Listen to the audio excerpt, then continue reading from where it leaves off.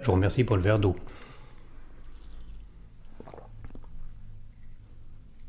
C'est de l'eau d'ici ou c'est de l'eau de là? Ah, celle-là. Dites donc, mais il y a une odeur d'encens? Ah bon? Alors vous êtes complètement réconcilié avec la religion ou pas, Jean Didier? Oui, complètement. Non, et puis, alors, il paraît que depuis quelque temps, il y a beaucoup de gens qui disent, quand on veut savoir si on a affaire à un vrai médium, c'est de lui poser la question s'il est croyant ou pas. Vous avez déjà entendu parler de ça? Oh, voilà une question de fond, dites donc. Alors, Moi, je dis que tout bon médium est un médium qui a une certaine forme de spiritualité et qui est toujours en connexion avec la religion. Alors, quelle qu'elle soit. quelle qu'elle soit. Après, chacun sa religion. Catho, islam, Oui, non, tout. ça n'a pas d'importance. Chacun est libre de croire en qui il veut. Mais je me suis rendu compte que les vrais médiums, et les très très bons médiums, sont quand même des médiums qui ont toujours un rapport très très étroit avec la religion. Chacun est libre de croire en qui il veut. Alors, c'est vrai que quand j'ai reçu le placement de produit, l'oracle des dieux hindous, Oui. je me suis dit, mais c'est super beau, hein.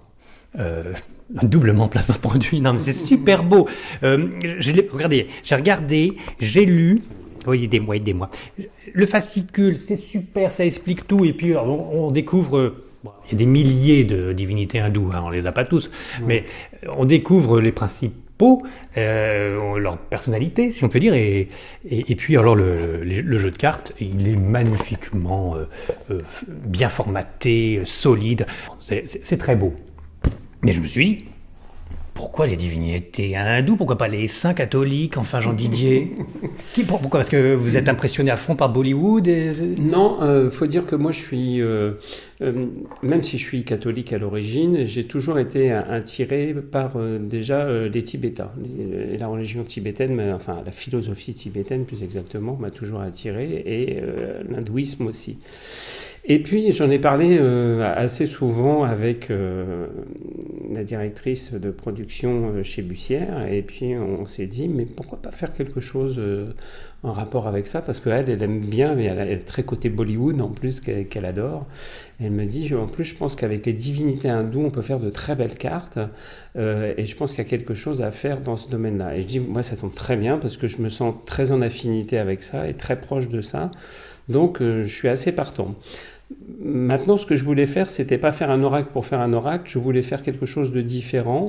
D'ailleurs, la façon dont on utilise cet oracle est très simplifiée, car on ne tire qu'une seule carte. Il y en a 22, hein, donc il faut faire vite aussi. Voilà. Donc il y a 22 cartes, mais on n'en tire qu'une seule. Et ce qui fait qu'on peut faire un petit tirage tous les jours, par exemple. Par contre, j'ai bien diversifié tout ça. Il y a tout un chapitre qui concerne tout ce qui est d'ordre professionnel par rapport à un tirage d'une carte, tout ce qui est d'ordre affectif, tout ce qui est d'ordre général, on va dire, et tout ce qui est d'ordre en rapport avec la chance. Parce que bon, moi dans mon cabinet, il ne se passe pas une journée si on me demande si on va avoir de la chance, si on va gagner un peu d'argent. C'est ma prochaine question pour le loto. Donc voilà, donc pour faire plaisir aussi un petit peu à tout le monde. Et puis c'est vrai que du coup les cartes sont... Moi j'étais ça fait beau, c'est un peu à la mode en ce moment. Les Tibétains effectivement ont pas mal de divinités et de démons. Démons. Notés. Tout à fait, tout à fait. Et puis voilà, la religion hindoue... je vous dis, il y a des milliers, voire des millions de divinités. Oh, oui, là, bien sûr. Donc il y a pas mal de déclinaisons en cours. Non. Voilà, on a le Bouddha, Shiva, effectivement. Lakshmi, etc. Ganesh. Etc. Oui, tout à fait.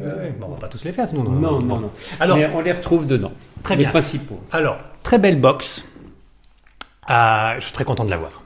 Et puis alors, je félicite le chef de produit ou je sais pas quoi, qui a eu la bonne idée de faire un bel objet, de belles cartes solides, que quand on va les manipuler, on va pas les abîmer, elles seront pas toutes gondolées. Là, c'est solide, c'est du costaud. Et c'est... Même la box, parce que même la box, j'ai trouvé qu'elle était de bonne facture, qu'elle était...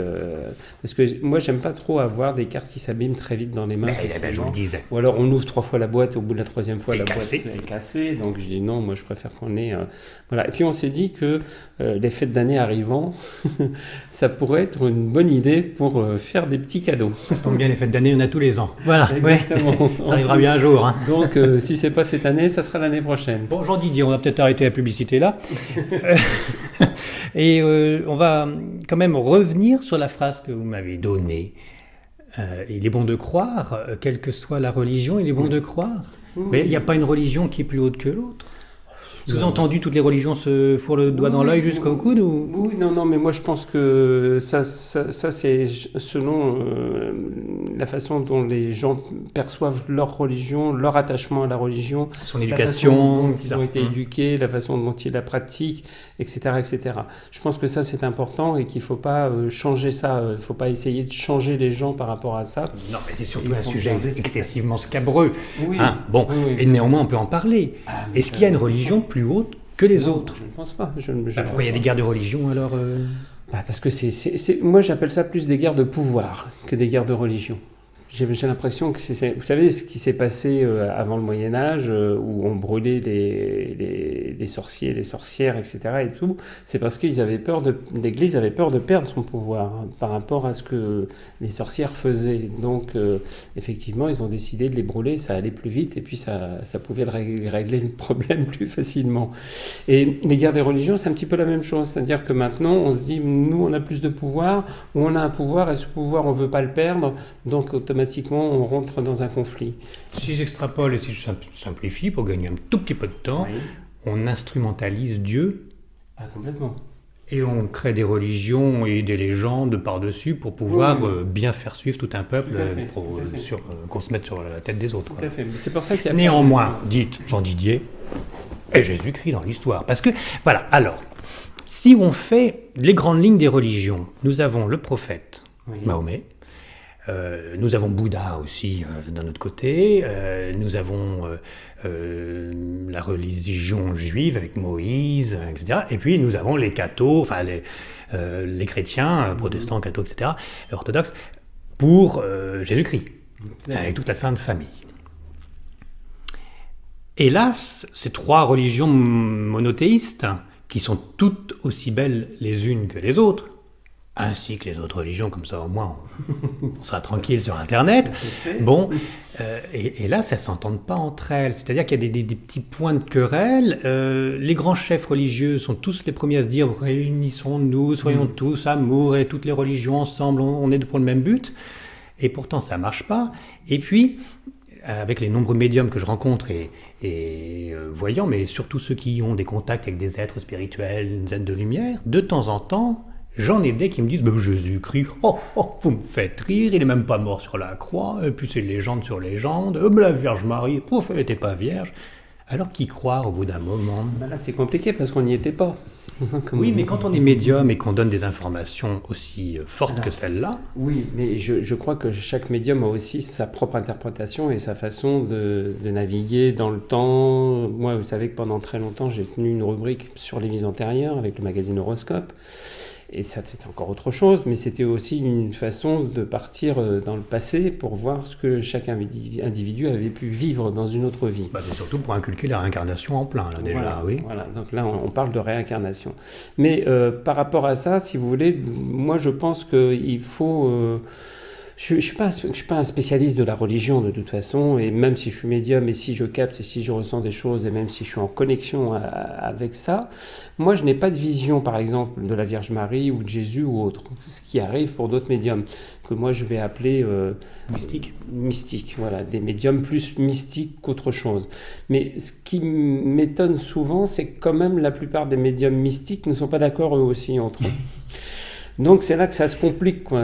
J'aurais plus tendance à croire des médiums spirites, puisque le médium spirit, lui, il est en contact avec une entité, mais pas spécialement religieuse. Ça peut être un défunt, ça peut être une personne... Oui, mais cette entité peut donner des informations aussi. Donner des informations aussi, mais c'est pareil, il faut aussi vérifier ces informations, parce que vous n'êtes pas sans savoir que les esprits sont un petit peu comme les gens qu'on rencontre dans la vie tous les jours.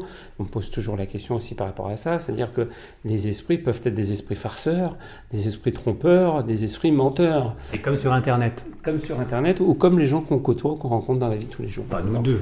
Pas nous deux. Non, on va s'exclure quand même. Bon, je comprends bien votre discours. Mais alors, arrivons jusqu'au bout. Pour votre perception personnel de la spiritualité, mais aussi de la religion. Vous, alors, vous êtes retourné complètement vers Mahomet, ou vers Bouddha, vers Jésus-Christ ressuscité, mort pour nous. Voilà, vous. Non, moi, je suis pas aussi affirmatif et je suis pas arrêté. J'ai un peu ma religion à moi. C'est ça qui est fait. Qui m'intéresse, qui est. Mais c'est un petit peu un mélange. C'est pour ça qu'il y a cet oracle des dieux de la sagesse, parce que moi, je suis très intéressé par le bouddhisme, je suis très intéressé par les Tibétains. J'ai lu le livre des morts tibétains, j'avais l'impression de le connaître par cœur. Mais bien sûr, parce que ça enfonce des portes ouvertes aussi. Voilà. D'accord, mais alors quoi, vous priez Ganesh ? Non, je ne prie pas Ganesh. Par contre, il y a une chose que je fais depuis toujours, et ça, vous voyez, c'est la première fois que je vais le dire, donc vous allez avoir un scoop. T'as vu, Bob ? Tac. Non, mais c'est vrai, j'en ai jamais parlé. Oui.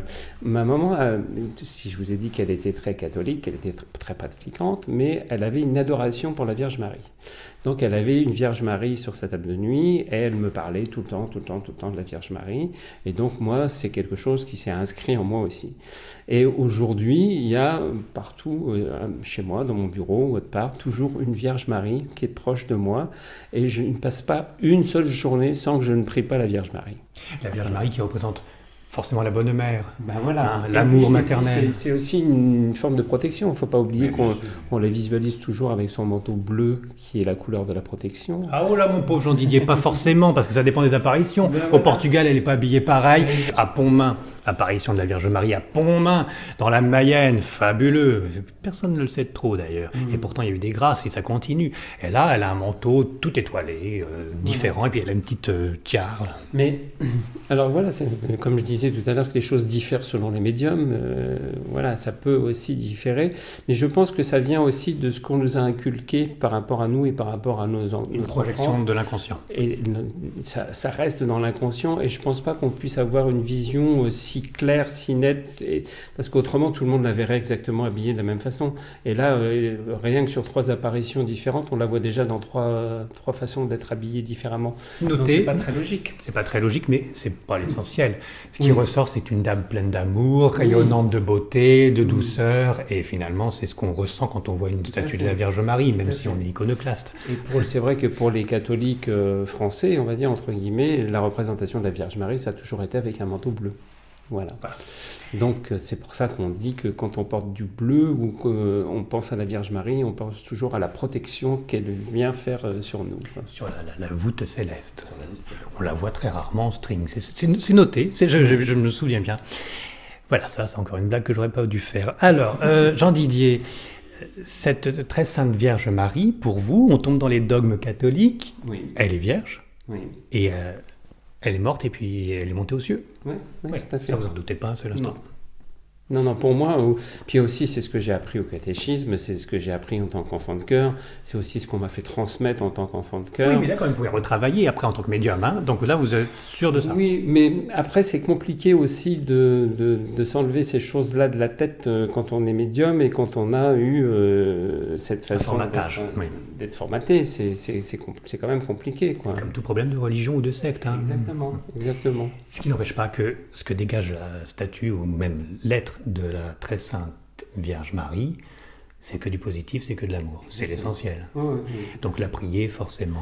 Oui, et puis, alors peut-être que moi, il y avait, quand on y réfléchit, si on va faire un tout petit peu de psychologie, c'est le côté maman. Et comme j'avais perdu ma maman et qu'elle était très protectrice par rapport à moi et qu'elle m'enveloppait beaucoup et qu'on faisait énormément de choses ensemble, j'étais pas proche du tout de mon papa puisque lui, comme je l'avais dit, militaire de carrière, dans sa carrière, c'était compliqué. Il y a peut-être ce côté, voilà, retrouver la maman aussi quelque part dans tout ça.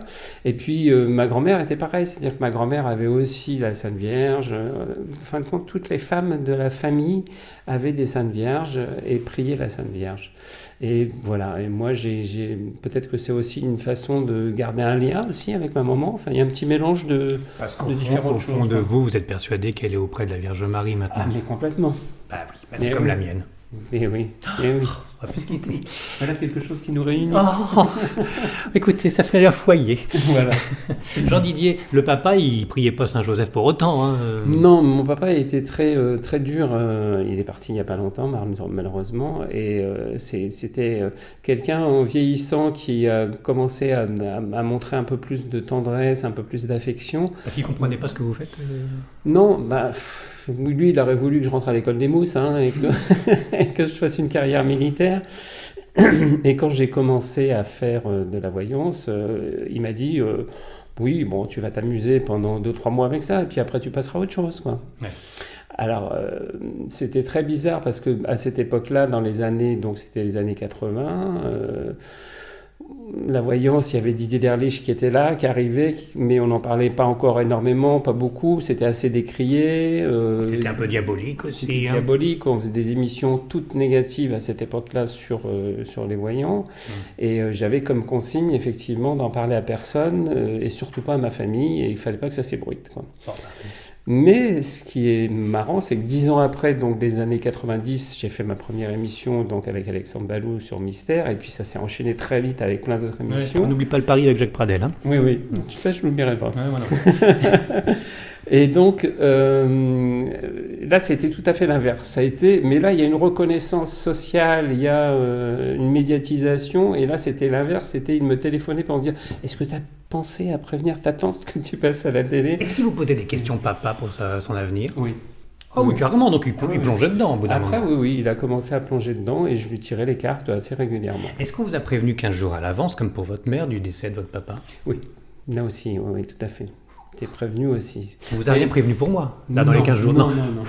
Non, mais moi, j'aime pas avoir des visions pour moi parce que dans 90% des cas, c'est des visions négatives. Ah oui. Et c'est toujours un peu gênant. Et moi, j'ai eu un accident de voiture assez important il y a quelques années en arrière. Et quand j'ai mis la main sur la poignée de la voiture, j'ai eu le flash et j'ai vu la voiture partir dans les décors, etc. et tout. Et ce qui est très drôle, c'est que quand ça arrive, ce genre de choses, on se dit « Oh, bah, ça doit pas être pour moi, c'est pour quelqu'un d'autre. » Donc moi, je suis rentré dans ma voiture. Puis je me suis dit, il faut que je fasse une chose, c'est que je m'enlève tout de suite ça de la tête. Sinon, oui. Donc j'ai mis la musique et puis je suis parti en sifflotant, en se disant, tout va bien se passer. Et 2 kilomètres plus loin, il y a une personne qui a grillé le stop, qui m'a pas vu et qui m'a envoyé valdinguer dans le décor. Mais on peut même pas dire que vous avez projeté et fait votre avenir, parce que là, vous êtes pour rien, quoi. Voilà, et en plus, j'ai essayé de chasser ça, en me changeant les idées, en mettant de la musique, en se disant, non, bon, c'est une vision comme ça, mais c'est pas ce qui va se passer. Bon nombre des amis que je rencontre, qui sont du même côté que vous, me disent que mon guide spirituel m'a annoncé. Vous êtes aussi branché sur de... Moi, je suis pas branché sur des guides. J'ai pas cette prétention-là. Et puis, je pense que peut-être que quand je reçois des informations, c'est un guide, mais j'en suis pas persuadé ni convaincu. Il n'y a pas un ange gardien ou un guide qui s'est manifesté. Un ange gardien qui se prénomme ainsi, ou il n'y a pas une personne, ou Jésus, ou la Vierge Marie, ou autre. Souvent, j'entends des médiums qui disent « La Vierge Marie m'a dit ceci. Jésus, je l'ai vu apparaître, il est venu me dire cela. » Non, moi je fonctionne pas comme ça. C'est une médiumnité avec des contacts spirituels, mais pas de cette intensité-là, et que je vais pas qualifier de cette manière avec des visions en tout cas spirituelles. Ni matérialisé comme être humain. Voilà, et moi, Didier Derlich, il y a quelques années en arrière, quand il parlait de sa façon dont il voyait les choses, je le définis exactement de la même façon que lui. C'est-à-dire que moi, j'ai comme une espèce d'écran de cinéma devant moi où il y a tout un tas de choses qui défilent, où j'entends. Des fois, j'entends des choses et j'entends des mots qui me sont dits. C'est ce qu'on appelle, vous le savez, la clairaudience et la clairvoyance. Et donc, j'ai ces deux choses-là qui se mêlent, ou des fois, une fois l'autre et une fois l'autre. Donc, voilà. Vous ne savez pas d'où ça vient. Je cherche pas, c'est bizarre parce que je cherche pas à me positionner en me disant alors qui m'a dit ça, il faut m'expliquer, il faut me dire. Non, c'est une question idiote de ma part, une de plus. Mais alors, depuis que je vous rencontre et que j'ai le plaisir de discuter avec vous, ce qui est un privilège, avec votre emploi du temps de ministre, en plus, entre 2 télés, 3 radios, bon, je me demande si vous êtes vraiment médium ou juste voyant. Vous savez la différence entre voyant et médium. Je rencontre pas mal de médiums spirites qui ont une pléthore de guides spirituels, j'exagère, hein, mais enfin, qui sont en contact avec Robert de là-haut et qui lui dit tu vas dire ça à telle personne, et puis je suis le grand-père, etc., et puis qui voit les morts derrière nous. Vous, c'est... Alors, comme que je le disais tout à l'heure, il y a plusieurs degrés de médiumnité et plusieurs façons de vivre sa médiumnité. Et vous? Moi, ma façon de vivre la médiumnité, c'est comme je le disais, c'est des flashs, c'est pas de l'intuition, c'est vraiment des images, c'est des choses qui s'imposent à moi. Et c'est tout. Sauf qu'elles ne sont pas précisées par rapport à une personne en particulier ou par rapport à une entité qui va me dire je suis telle entité. J'ai compris, non, mais j'ai compris, ne le faites pas 2 fois. Mais donc, vous voyez pas de mort derrière moi. Comme Dominique Vallée, qui est voisine là, de là où vous habitez, vous voyez pas de mort. Ça m'arrive. Ah, si, quand même. Alors, vous êtes médium, alors. Oui. C'est très, très bizarre cette façon de vivre cette médiumnité parce que elle n'est pas continue, elle n'est pas tout le temps. Et comme je le disais, c'est comme le tarot. Voilà, je vais interpréter une carte basiquement par rapport à ce que j'ai appris sur l'interprétation d'un tarot. Et au bout d'un moment, je pars, comme je dirais, un peu en vrille, où je vais commencer à dire tout un tas de choses qui n'ont plus du tout de rapport avec la carte. Et vous êtes connecté. Mais je suis connecté. Et si je demande à la personne qui est en face de moi, comme ça m'arrive en télé ou en radio, je lui dis est-ce que c'est ce que vous vivez, est-ce que ça vous parle? La personne me dit oui, mais c'est très surprenant ce que vous me dites, quoi. Et ça peut aller jusqu'à voir quelqu'un de défunt. Et voilà. Et il m'est arrivé en consultation, par exemple, une personne qui vient me voir et qui est dans un chagrin, qui me dit j'ai perdu quelqu'un. Et je lui dis mais elle est là, elle est à côté de vous, elle est habillée comme si, elle porte une cicatrice à cet endroit-là. Enfin, je la vois, quoi. Elle est là et je la vois et je peux la décrire. Mais c'est une apparence vaporeuse. C'est pas comme une vraie personne, effectivement, qui va être... Bien sûr, et c'est pas systématique. Et c'est pas non plus systématique. Vous avez donc différents canaux. Exactement. Qui s'ouvrent plus ou moins en fonction de ce qu'il faut donner comme message. Exactement. Est-ce que c'est lié à l'importance du message? Quand c'est très important? Non, je pense que pour moi, c'est plus lié à l'état d'esprit dans lequel la personne se trouve au moment où elle me consulte. S'il y a échange. S'il y a échange, si ça fonctionne, si elle est prête à entendre. Si elle est bien payée aussi. Si, en tout cas, elle est ouverte à entendre certaines choses. Et puis, si c'est quelqu'un qui est vraiment dans une vraie démarche que j'appelle, moi, spirituelle, pour le coup, comme Dominique Vallée vous le dira, quand la personne veut vraiment pas savoir des choses uniquement bassement matérielles, je veux dire, et qu'elle a derrière quelque chose d'assez... intime et qui est lié à l'historique de quelqu'un et qu'elle a envie d'en savoir plus parce que ça la touche personnellement, émotionnellement, etc. Et moi, je le sais, ça, je le sais tout de suite. Bon. Ça, par contre, j'ai le nez parce que je me retrouve dans une sensibilité exacerbée et j'ai même des fois du mal à gérer ma consultation tellement je suis envahi par l'émotionnel. De l'autre et de ce qui se passe. D'accord. Il y a une espèce d'empathie qui est très forte. Vous sentez c'est une vibration et vous vous sentez au-dessus. Et là, je le sais tout de suite. Et comme j'ai beaucoup souffert, bon, c'est pas comme tout le monde malheureusement qui a perdu quelqu'un, mais comme je l'ai perdu très jeune, à un moment, j'en ai beaucoup souffert. Je capte très vite les gens qui sont dans la même sensibilité que la mienne. Vous êtes en train de me dire que cette épreuve a été bénéfique pour vous parce qu'au moins vous pouvez connaître l'autre, c'est ça? Oui. Et puis ça a permis de grandir d'une façon assez importante. Ça m'a permis de rencontrer beaucoup de gens, de travailler avec les gens, de les aider. Bien sûr. Ça remonte le moral de se dire ça, mais enfin, si on pouvait éviter l'épreuve, ça serait pas plus mal. Moi, je l'ai refusé pendant longtemps et j'ai même été voir des psychologues pour essayer de comprendre. J'ai vu un psychiatre, j'ai vu différentes personnes et j'ai eu, je dirais peut-être la chance de tomber sur des gens bien parce que des fois dans ces métiers c'est pareil, on a des gens qui vont vous dire mais mon pauvre monsieur, mais qu'est-ce que vous faites dans ce métier? Et ces gens m'ont tous dit non, la seule chose c'est que vous vous êtes construit sur une faille, sur quelque chose qui est dramatique dans votre vie et que ça sera toujours difficile et douloureux parce que vous vous êtes construit là-dessus.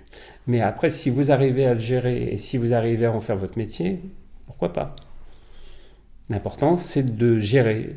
Et c'est ce qui a été le plus compliqué pendant des années pour moi. Ça a été de gérer cette situation parce que systématiquement, quand j'étais en consultation, je me reconnectais à ces événements. Bien entendu, c'est une puissance émotionnelle, une puissance 10 000. Voilà, bien sûr. Mais Jean Didier, vous auriez pu éviter, on aurait pu vous éviter cette épreuve puisque déjà, ça vous titillait un petit peu en Afrique, les histoires. Vous auriez peut-être été sur le même chemin sans... bon, sans On avoir ce saura malheur. jamais. On le saura jamais. Non, ce qui m'énerve, parce que ça se voit d'ailleurs, dans chaque interview, ça m'énerve. C'est ce côté dolorisme, on est obligé de souffrir sur Terre Bah pour oui. comprendre, pour évoluer. Zut, flûte, Jean Didier. Ah oui, non, mais là je suis entièrement d'accord avec vous parce que On peut être heureux et progresser dans le... Oui, non. Mais je pense que voilà, ça fait partie de son chemin de vie, comme on dit. Il y en a Avec d'autres qui le vont dire concept son chemin de karma. croix. D'accord. Alors, on revient au placement de produit. Hop, réincarnation, oracle hindou. Voilà. Bon, tiens, au fait, dites donc, c'est la fin de la deuxième partie, on se dépêche parce que sinon on n'aura jamais le temps de tout se dire. Puis la nuit tombe. Vous avez donc déjà eu comme présentation la méthode de tirage express de Tarot de Marseille. On n'en parle plus, on est d'accord, édition Bussière, toujours donc dans la collection ESO et non pas Héros. Jean Didier, méthode express de numérologie, alors par le Tarot de Marseille. Là, vous associez le Tarot de Marseille avec la numérologie. J'ai fait une recherche sur la personne qui a écrit la préface, Jean Didier. Oui.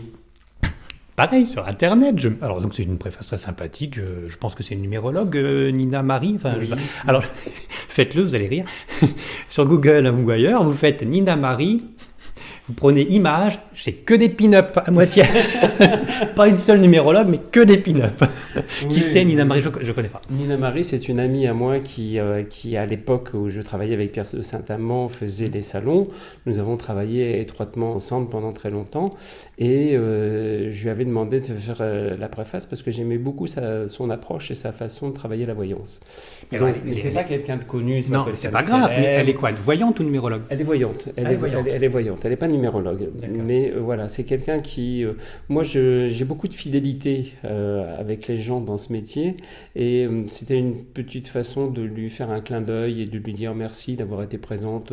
Parce que quand j'ai travaillé sur ce livre et que je l'ai écrit, elle m'aidait très souvent à me remonter un peu le moral quand j'étais fatigué. Le moral que t'es bas, puis c'était le Minitel, c'était la période Minitel. Hein, ce bouquin-là, c'était le Minitel aussi. Hein, bon.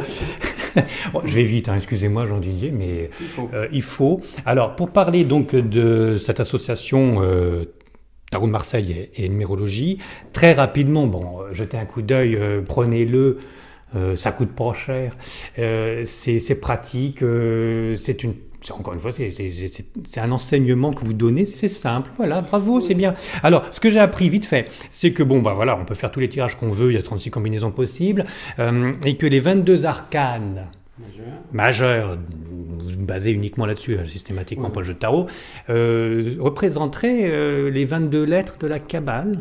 Tout à fait. C'est-à-dire en hébreu En hébreu, oui. À la base, on est parti sur l'hébreu et je pense que là aussi, on fait un parallèle après que moi j'ai fait, mais peut-être que d'autres ne l'ont pas fait, mais en tout cas, moi j'ai trouvé intéressant de le faire par rapport à ça et de développer effectivement ce côté de numérologie qui est quand même très important aussi dans le tarot. Et c'est pas pour rien, autrement on n'aurait pas mis de chiffres sur les cartes. Hein. Dont une carte qui n'a pas de chiffres. Dans une carte, oui, la 22. Alors là c'est pareil, il y en a qui vont dire c'est la 22 et d'autres qui vont dire c'est la 0. On parie Je ne crois pas dire de bêtises, mais je crois que le symbole infini a été créé par les hindous. Oui, tout à fait. Et le 0 par les arabes, je crois. Les 0, c'est les arabes. Oui. Et là, déjà, ça ouvre une perception de l'univers grâce aux mathématiques totalement différentes. Bon, et d'ailleurs, le signe de l'infini qu'on l'on retrouve dans la forme du chapeau du battleur dans la carte numéro 1. N'est-ce pas? Oh, on est un duo fabuleux.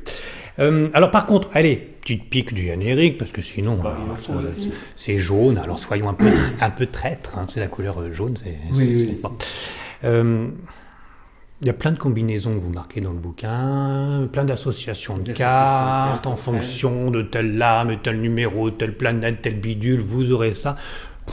Moi, au bout d'un moment, je dis plus c'est compliqué, plus forcément, on va avoir des réponses à l'horoscope. Enfin, on peut pas avoir une carte, on la tire, c'est la mort, on va mourir aujourd'hui, point, quoi. On peut pas.